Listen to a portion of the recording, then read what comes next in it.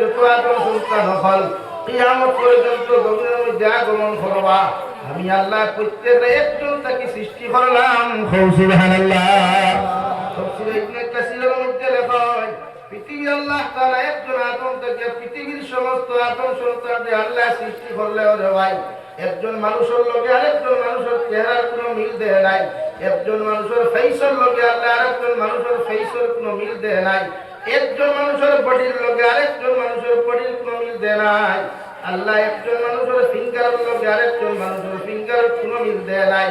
আল্লাহ এত নিখুঁত ভাবে এত সুন্দর ভাবে আমার আল্লাহ জন্য সৃষ্টি করার বাদে ও রব্বুল ইজ্জতুল জালালে কুরআনুল কারীমের জায়গার মধ্যে বলেন ওয়া মা খালাকতুল জিন্না ওয়াল ইনসা ইল্লা লিয়াবুদুন। ও নবী মুহাম্মদুর রাসূলুল্লাহ আমি আল্লাহ তোমারে ঘোষণা করিয়া যে অবশ্য অবশ্য তোমারে আমি আল্লাহ জানাইয়া দিয়া গোটা দুনিয়ার জিন্নাত হল ডিপার্টমেন্টের গোটা দুনিয়ার আদম সন্তান ডিপার্টমেন্ট হলরে আমি আল্লাহ জমিনের মধ্যে সৃষ্টি হলাম একমাত্র আমার দাসত্বর ইবাদতের জন্য। সুবহানাল্লাহ।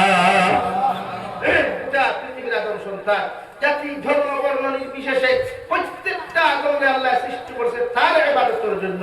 সারা আদমে আল্লাহ ইবাদত করেনি মাত্র ভাই না, সারা মাত্র হিন্দু বৌদ্ধ খ্রিস্টান তো নিজের মাছ ছাড়ি দাও আমরা যারা আছি সব মুসলমান তো কি আলাই উম্মতে মুহাম্মদী সারা একলগে আল্লাহর ইবাদত করেনি না।